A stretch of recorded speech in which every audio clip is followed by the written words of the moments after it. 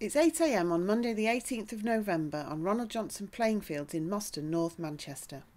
And the day has finally arrived when the work will start on building the stadium, pitches and community sports facilities for FC United and Moston Juniors football clubs. Gathering together this morning are some of the key people who, along with the FC United membership, have helped drive the project forward. So the City Council has given FC United a lot of support in this project. Can you tell us why it's so important for the Council? Well, I think there are a number of reasons, but first and foremost, this will probably be one of the best community football projects anywhere in the country. It will bring football at a level that exists nowhere else in the city, but it will also support thousands of young people to have a better life through engagement with sport. So you're hoping it's going to be an important thing for the whole city? I think its impact is largely going to be on the north and the east of the city, of course, of where it is. But we've already seen over the last couple of years extensive community programmes, not purely football, coming out of the club, supporting young people across the city. Great. And how's the council going to keep a check on whether FC United's keeping to its word of all the things they're aspiring to do? Well, look, ultimately, this has to be a partnership for it to work, and that's how we'll keep a check. We'll be working alongside FC United to make sure they are delivering what they've promised for the people of Manchester, but particularly for the people of Moston. So, Paul, could you just tell us why this is important for Moston Juniors? Well, as a Charter Standard Community Club, one of the key things that we try and do is develop the children from being 6 and 7 years old all the way through to adult. So we try and involve the whole community, not just in the football, but in the development of those children, becoming adults, becoming back into the club, eventually as coaches. So getting a scheme like this is tremendous for us. Great. And how do you hope it's going to develop over the next few years? What we're looking for is for these children to get the opportunity to, the opportunity to go into semi-pro football or pro football, to see a ground where when they're 5 years old they might be able to play eventually when they get older. And also the work that we can do with FC and ourselves and some of our coaches to go jointly into schools to do schools work, and also try and get multi-sports to really grow the community aspect of it. Great. And are the children excited about it? They are, very much so, and a lot of the parents as well. We've had lots of people interested in when can we go and see the first game, where's it going to be, what's going to happen. So yeah, lots of interest. We first met Andy Walsh about 4 years ago when the project was going to be at the 10 Acres Lane site, and obviously we've worked closely with Andy since then, as it's moved on and obviously transferred to this site.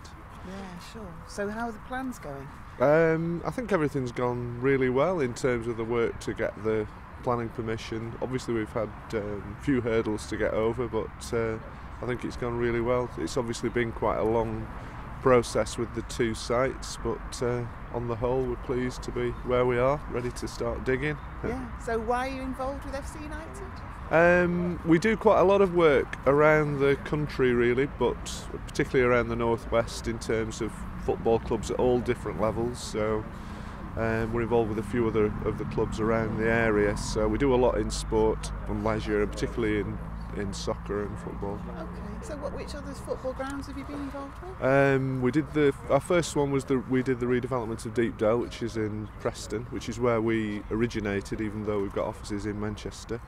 We're involved with Oldham on their redevelopment of their side stand there. And farther afield, Peterborough, we're just on with a stand there for Peterborough United. So yeah, we do quite a lot in the sport and leisure area. Great. So a pretty momentous day today. With yeah, the fantastic day. Breaking of the ground. Yeah, fantastic day for the club. All the work that goes on behind the scenes is people don't see it all. So to get to this point today where we're digging holes is fantastic for everybody. I got involved originally on 10 Acres Lane. We were invited along with other architects to bid for the scheme, and luckily we were successful because I'd worked on stadiums in the past, so right, okay. It's a quite good opportunity. So can you tell us about the plans? Well, yeah, it was originally based, we did design at 10 Acres Lane. There's a few key elements. Andy told us what he wanted, such as a big home end, traditional feel and things, so we tried to incorporate that into the ground. Yeah. So we've got like an L-shaped strong corner, similar to what they use at Bury at the moment. Yeah. So we've used that and taken it onto the new stadium, the same sort of idea. So. Yeah. So it's an exciting project. Yeah, it's quite an interesting project to work on, isn't it? How long did it take you to do the plans then and implement them? Well, as I say, we've been through the process twice. First of all, 10 acres. It took a while then with some of the members and with some of the board at FC United to come through, and then we've more or less taken them on again. So, it'd be 2 or 3 month process really each time for the design, and then it takes longer to do the more detailed design work. So will you be on site during the build? Well, occasionally on meetings now and again, see how it's going, once a month, Working out any glitches? Yeah. Yes, it revolves around making the building as energy efficient as we can, and any of the electrical systems in the building, so that's everything from the floodlighting to the lighting in the function room, the changing rooms, and all the heating and ventilation systems, so that the players have got hot showers after the matches, hopefully, and the environment is comfortable when we suddenly get 300 people in the function room, to make it pleasant rather than sweaty and horrible. Yeah.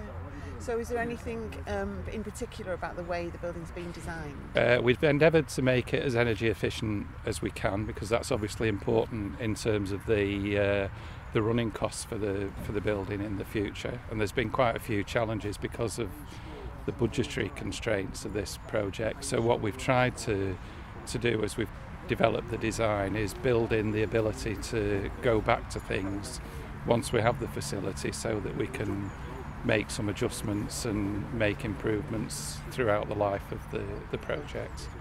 Well, for the club it certainly means that we will have access to state-of-the-art facilities first and foremost, of course, and it will be an opportunity for us to encourage players to progress. They will be able to see, for example, that there's access to semi-professional, professional football through FC United's academy system, for example.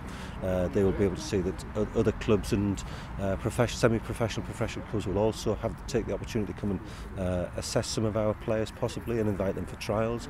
But there's also, I would say, some significant benefits for the wider community in terms of access to facilities to run events and activities, to encourage other organisations to invest in the area, for example, which I think is probably one of the most significant benefits that will come out of this project.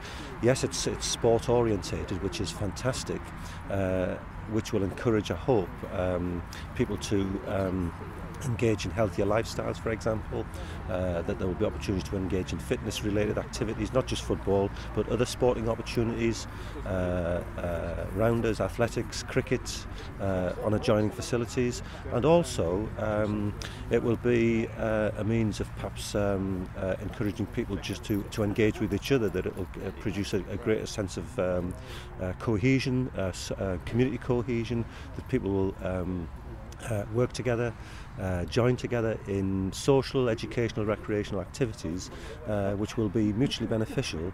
But it also means that we might be able to find a means of, for example, bringing advisory services in, such as welfare rights, law centre, for all those people in the wider community who are certainly disadvantaged and are looking for ways in which they can access help and support. Great. You've got big expectations, haven't you? Well, it's a big project, and we have to think big, as it were. We need it.